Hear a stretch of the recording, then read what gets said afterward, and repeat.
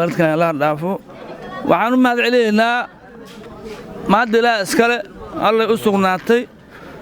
waxaan marka na soo xasuustay oo mahad celinaynaa Yaxya Xasan Xaaji Maxamed Cali Sow oo deeqdan soo dhiibay oo soo dhiibay dadka danyarta ah oo degmada ku nool marka waxaan leenahay maada ka gaartaan leenahay Yaxya Xaaji Maxamed Cali Sow oo nagu deeqay ari xoogayga dhil afuriska ah na soo gaarsiiyay waxaan leenahay mahadu ha ka gaarto oo ku mahadsan yahay boqolkiiba boqol waana ka gudoonay xusuusta oo soo xusuustay degmadiisa iyo dadkiisa iyo ahalkiisa yaxyow niyaab lahaatee wax yuura kuma soo yuulaya amiin yaxyow niyaab lahaatee wax yuura kuma soo yuudaan meeshaan waxaan uga mahad celinaynaa walaalkeen Yaxya Xasan Xaaji aad iyo aad ugu mahadsan yahay xasuustiisa iyo wanaagiisa iyo dad jaceylkiisa iyo dal jaceylkiisaba gacantii koowaad ma aha gacantan gacana nooga horeysay saan ognahaba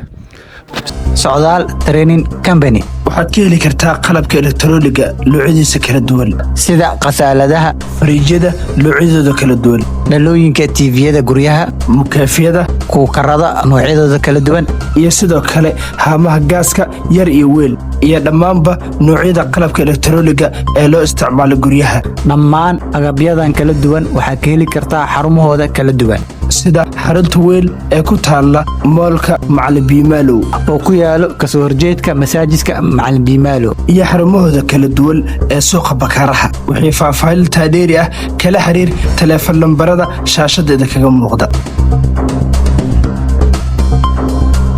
bismillaahir rahmaanir rahiim marka ugu horeysa waxaa mahad iskale alle subxaanahu wa tacaala oo koonkaana keenay nagu nooleysiyay makaankan ayaan uga mahad celihaynaa intaas kadib Xaaji Maxamed Cali Sow oo nagu deeqay Yaxya Xasan Xaaji Maxamed Cali Sow ari xoogayga dhil afuriska ah na soo gaarsiiyay waxaan leenahay mahadu ha ka gaarto oo ku mahadsan yahay boqolkiiba boqol waana ka gudoonay xusuusta oo soo xusuustay degmadiisa iyo dadkiisa iyo ahalkiisa waa ku mahadsan yahay ilaahayna khayr badan ha ka siiyo meelaha uu rabana allaha gaarsiiyo intaas kadib waxaan rabaa dadka degmadan u dhashay ee ilaahay wax siiyey dadkooda tabaalaysan oo dhibaatadu ay hayso jilaalka abaarta saddexda roob oo isku xigtay ku dhacday inay u gargaaraan inay wax u taraan ayaan iyagana ku boorinayaa waxaan kaloon ku boorinayaa qof kasta ee muslim ah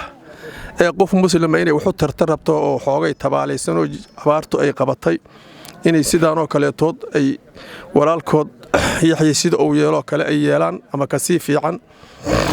waxaan kaloon u sheegayaa hay'adaha gargaarka ee adduunyada jooga ee dadka tabaalaysan wax u qabta iyaguna sidoo kaleetood ayaan ka doonaynaa oon uga cabanaynaa inay dadka dhibaataysan oo abaarta xaq rabbi ka timid ay saamaysay inay samata bixiyaan waxay u tari karaan u taraan wassalaamu calaykum waraxmatullahi wabarakaatuh bismillaah alxamdulillaah awla laa nacafiyo awsula laa nacafiyo aakhirna laa nacafiyo dambigaadkan la dhaafo waxaan u mahad celinaynaa maadila iskale alle u sugnaatay waxaan marka na soo xasuustay oo mahad celinaynaa Yaxya Xasan Xaaji Maxamed Cali Sow oo deeqdan soo dhiibay oo soo dhiibay dadka danyarta ah oo degmada ku nool marka waxaan leenahay maada ka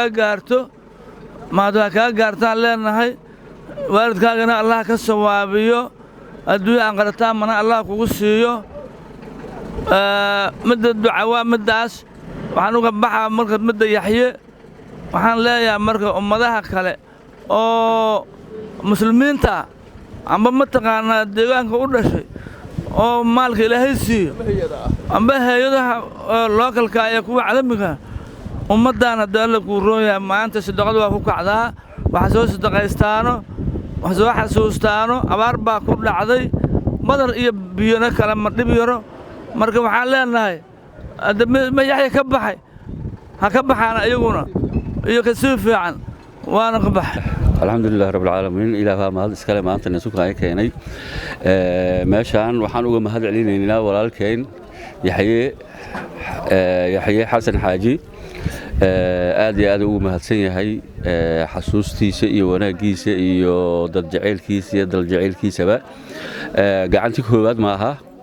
gacantan gacana nooga horeysay saan ognahaba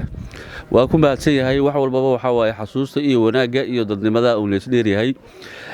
deeqiisa iyo dadnimadiisana Allah barakeeyaan leenahay Allahna ku dhowro wax walbana waxa waaye waxa ka fiican xasuusta ka fiican waana soo xasuusay ninkaasu waxaan leenahay Ilaahay hawjiseeyaan leenahay degmadan dad badan u dhashay magacooda haysto oo muxsiniin ah oo Ilaahay wax siiyay